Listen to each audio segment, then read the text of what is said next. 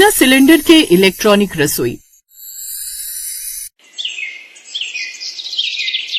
आज ये सारे पापड़ मुरमुरे तल कर रख लेती हूँ, कल का क्या पता गैस मिले ना मिले। माला घर में रखे सारे पापड़ मुरमुरे तल कर बर्तनों में भरने लगी थी। तभी उसकी सास लीला आ जाती है, जो माला को यूँ गैस बर्बाद करते देखकर गुस्से से आग बबूला हो जाती है। अरे कल मुही, तुझे भगवान ने कौन से कोने में भेजा हुआ था जब दिमाग बट रहा था? माँ जी क्या हुआ अब? आपको तो बस मुझे कोसने के बहाने मिलने चाहिए। अब तो मैं आगे की सोच के काम कर रही हूँ, फिर भी आप मुझे सुना रही हो। क्या क्या आगे की सोची है तूने? बता जरा मुझे भी। देखो, कल को गैस नहीं मिली तो हम क्या खाएंगे? कुछ खाने के लिए पकाना पड़ेगा, लेकिन मैं ये सब अभी तल कर रख लूंगी, तब हम बस मस्त चाय बनाकर इसको खा सकते हैं और मुश्किल के दिन निकाल सकते हैं। और वो चाय मेरी चिता जलाकर बनाएगी बिना गैस के? अरे हाँ, ये तो मैंने सोचा ही नहीं। अच्छा माँ जी, मैं नहीं कर रही है, लेकिन आप कुछ तो सोचो, गैस बुकिंग कैसे होगी? तेरी एक हरकतें खत्म हो तब तो मुझे सोचने का समय मिले। शर्मा कॉलोनी में गैस की किल्लत बढ़ती जा रही थी। जब से समाचारों में गैस न होने की बातों ने रफ्तार पकड़ी थी, बाजार में गैस की कालाबाजारी भी बहुत बढ़ चुकी थी। एक शाम लीला की पड़ोसन सुनीता बाजार से छोटा सिलेंडर भरवा कर ला रही थी। तभी लीला ये देखकर बोलती है, अरे सुनीता, कहाँ से लाई है ये सिलेंडर भरवा कर, और कितने में भरा? बताओ, अभी भरवा कर घर में भी नहीं लाई और ये लीला ने ट्यूक लगा दी। अरे लीला बहन, तुम्हें तो पता है ना कितनी किल्लत चल रही है सिलेंडर की। ये तो मैं बड़ी महंगी भरवा कर लाई हूँ गैस, पूरे 3000 की 2 किलो। हाय दैया, इतनी महंगी, वो भी बस 2 किलो। मैं तो नहीं ले पाऊंगी इतनी महंगी। ये सुनकर लीला भागकर रसोई में जाती है, जहाँ पर उसकी बहू फिर से रात के खाने के लिए 2 सब्जी और चावल रोटी बना रही थी। ये देखकर एक बार फिर से लीला का खून उबाले मारते हुए बोलता है, अरे बहू, तू बता दे मुझे क्या करके मारेगी? ये सब क्या है? 2 सब्जी और रोटी चावल भी। अरे कुछ एक चीज बना ले।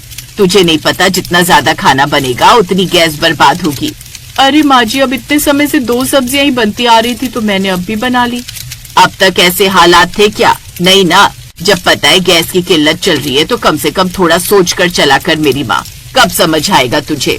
बेचारी लीला अपनी बहू को समझा समझा कर थक गई थी, लेकिन एक सुबह वही हुआ जिसका डर था। सुबह सुबह जब लीला अपनी गर्मा गर्म चाय के लिए हॉल में बैठी इंतजार कर रही थी, तभी माला की जोरदार आवाज से पूरा घर गूंज जाता है, माँ जी, ओ माँ जी, अनर्थ हो गया, माँ जी यहाँ आओ। लीला के दिल में मानो एकदम से बम फूटता है और वो भागी भागी रसोई में जाती है, जहाँ माला गैस सिलेंडर के पास बैठी रो रही होती है। अरे क्या हुआ, क्यों चिल्ला रही है? माँ जी देखो ना, ये क्या हुआ? जिसका डर था वही हुआ माँ जी, वो चला गया। मुझे, आपको, हमको, इस घर को और इस रसोई को छोड़कर वो चला गया माँ जी। देखो ना क्या होगा, अब हम कैसे जिएंगे? अरे बहू, कौन गया बताना, मेरा दिल बैठा जा रहा है। माला आगे कुछ बोलती उससे पहले ही वहाँ पंकज आ जाता है और अपनी बीवी को यूँ रोता बिलखता देखकर बोलता है, क्या हुआ? तुम इतना रोना धोना क्यों मचा रही हो? अरे देखो ना, ये गैस सिलेंडर हम सबको छोड़कर चला गया है। अरे यार, तुम सब क्या हो? इतनी सी बात का तूफान बना दिया। अभी बुक कर देता हूँ। माँ आप भी ना समझाती क्यों नहीं हो इसको कुछ? इसको समझाते समझाते मैं स्वर्ग सिधार जाऊंगी, पर इसको अकल नहीं आएगी। पंकज अपने फोन से गैस बुक करने की कोशिश करता है, लेकिन गैस बुक नहीं हो पाती। ये देखकर पंकज भी टेंशन में आ जाता है। बाहर जाकर मार्केट में गैस का पता करने पर भी गैस नहीं मिलती और कहीं मिल भी रही थी तो सोने के भाव। ये सब देखकर दोपहर तक पंकज घर आता है और ये सब अपनी माँ और बीबी को बताता है, जिसे सुनकर लीला अपना सर पकड़ लेती है। मैंने कहा था इसको कि मत कर इतनी बर्बादी गैस की, लेकिन इसने सुनी नहीं। अब देख, खा लियो अब तले हुए पापड़। माँ जी आप चिंता क्यों करती हो? मैं ना चूल्हा बना लूंगी और हम उस पर खाना बनाएंगे। तुम चूल्हे पर खाना बना लोगी? अरे हाँ, आप सब मुझ पर छोड़ दो। उस दिन तो बाहर से खाना आ जाता है। अगले दिन सुबह माला रसोई में नीचे एक चूल्हा बना लेती है, लेकिन सुबह सुबह चूल्हे पर खाना बनाने की माला की कोशिशों पर पानी नहीं, धुआं फिर जाता है। चूल्हे में आग तो नहीं जलती, लेकिन धुआं इतना हो जाता है कि आस पड़ोस के घरों में जब धुआं जाता है तो पूरा मोहल्ला बाहर आकर देखता है। लीला के घर से धुआं निकलता देखकर सुनीता जोर जोर से शोर मचाने लगती है। अरे लीला के घर में आग लग गई, कोई आओ, फायर ब्रिगेड वालों को बुलाओ, आग लग गई, आग।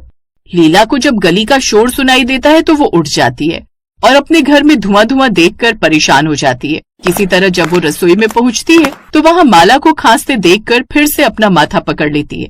अरे बहू, तूने क्या करने की ठानी है? पूरे घर में धुआं धुआं कर दिया। माँ जी क्या करूँ, मैंने कभी चूल्हा जलाया नहीं।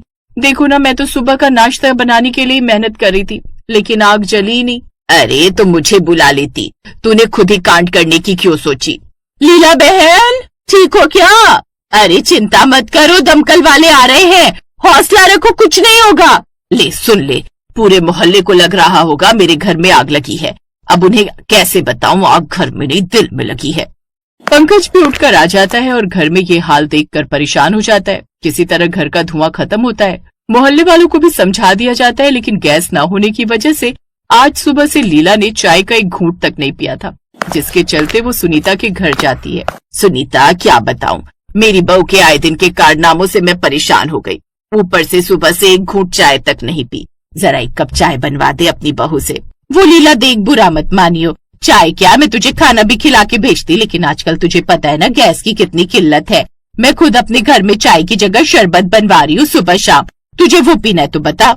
नहीं नहीं रहने दे, अच्छा मैं चलती हूँ। सच कहते हैं मुसीबत पड़ने पर हर कोई पहले खुद के बारे में सोचता है, और इसमें गलत भी क्या ही है। लीला परेशान होकर वहाँ से चली जाती है। घर पर लीला का उदास चेहरा देखकर पंकज से रहा नहीं जाता और वो बाहर गैस की तलाश में निकल जाता है। शाम को जब वो घर आता है तो उसके पास 2 बड़े बड़े डब्बे थे। ये देखकर लीला और माला हैरान होकर बोलते हैं, ये सब क्या है? हाँ, आप तो गैस लेने गए थे, ये क्या ले आए? यह है इंडक्शन चूल्हा, यानी कि बिजली से चलने वाला चूल्हा। इस पर घर में डेली बनने वाला खाना आसानी से बन जाएगा। इसके अलावा दूसरे डब्बे में है इलेक्ट्रॉनिक मग, जिसमें चाय, कॉफी या पानी उबालना हो आसानी से हो जाएगा। अच्छा, ये तो बहुत काम की चीज है, लेकिन इतना सब बिजली से चलेगा तो खर्चा कितना आएगा? हाँ, गैस का खर्चा बचाने के लिए बिजली का खर्चा बढ़ा नहीं सकते। माँ, आपको इसकी चिंता नहीं करनी है। सारे इलेक्ट्रॉनिक उपकरण बहुत कम बिजली खाते हैं, जिससे इनको इस्तेमाल करना बहुत आसान है। और इतना ही नहीं, मैंने माइक्रोवेव भी ऑर्डर किया है, शाम तक आ जाएगा, जिसमें हम खाना बनाकर बाद में गर्म करके कभी भी खा सकते हैं। इन सब कामों में बहुत गैस बर्बाद होती थी ना। हाँ, होती तो थी। तू तो बर्बादी के बारे में बोल ही मत। तेरी बर्बादी के चलते ही गैस सिलेंडर इतनी जल्दी खत्म हुआ है।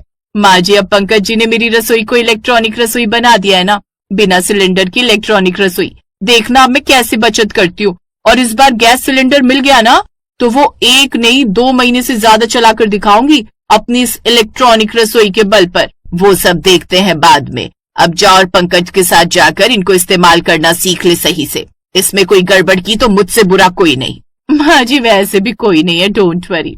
माला जल्दी से रसोई में निकल लेती है और पंकज सारे सामान को रसोई में सेट करवा देता है और माला को अच्छे से समझा देता है। और इलेक्ट्रॉनिक रसोई के आने से गैस सिलेंडर की समस्या से अब परेशान होने की जरूरत नहीं